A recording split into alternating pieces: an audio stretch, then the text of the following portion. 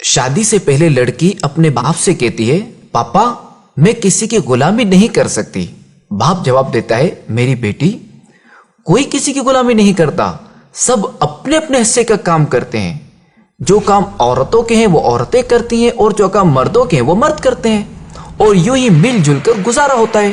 شادی کے بعد وہی لڑکی اپنے شوہر سے کہتی ہے میں کھانا گرم نہیں کروں گی۔ یہ سن کر شوہر کہتا ہے تو پھر تم اپنے باپ کے گھر واپس چلی جاؤ کہ میں تمہاری ضروریات پورا کرنے کے لیے صبح سے شام تک محنت کرتا رہوں اور تم میرا کوئی کام نہ کرو، تو پھر ٹھیک ہے، مجھے بھی تمہاری ضرورت نہیں۔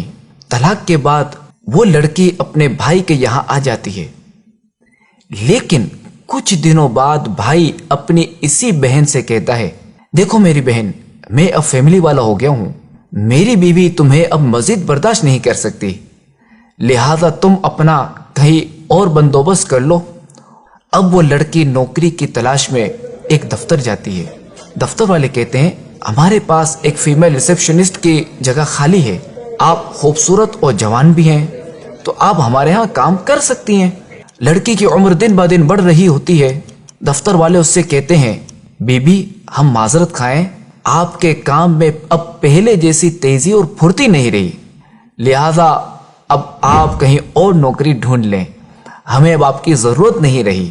یہاں تک کہ وہ بوڑھی ہو جاتی ہے، اب ایک نئی جگہ جاتی ہے جہاں اسے کہا جاتا ہے محترمہ اب تو آپ کی اتنی عمر ہو گئی ہے کہ اب آپ کو نوکری میں کیا دوں، آپ کو تو آرام سے اپنے بچوں کی کمائی کھانی چاہیے۔ وہ عورت کہتی ہے میرے بچے نہیں ہیں، میرا کوئی نہیں ہے۔ یہ سن کر نئے دفتر والا کہتا ہے اوہ چلیں آپ کے لیے کچھ کرتا ہوں، میرا 20 لوگوں کا اسٹاف ہے، کیا آپ ان سب کے لیے کھانا پکا سکتی ہیں جس کے میں آپ کو 6000 روپے ماہانہ دوں گا۔ یہ سن کر وہ عورت کہتی ہے صرف 6000؟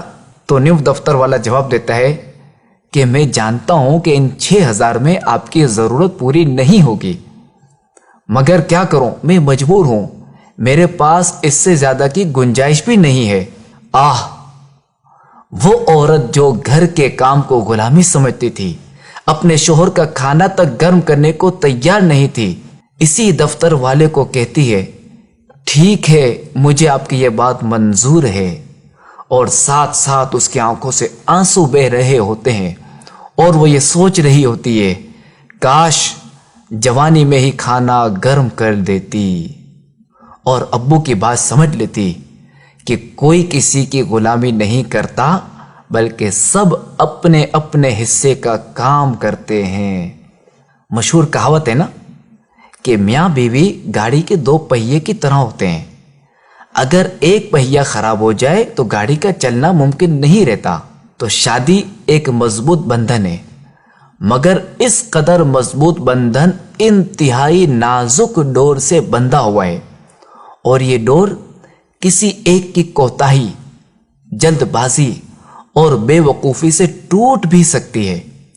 لہذا اس رشتے کو پروان چڑھانے کے لیے اعتماد، سچائی اور دیانتداری بہت ہی ضروری ہے۔ لہذا ایک دوسرے کا خیال، صبر و تحمل اور قوت برداشت سے ہی اس رشتے کو نبھایا جا سکتا ہے۔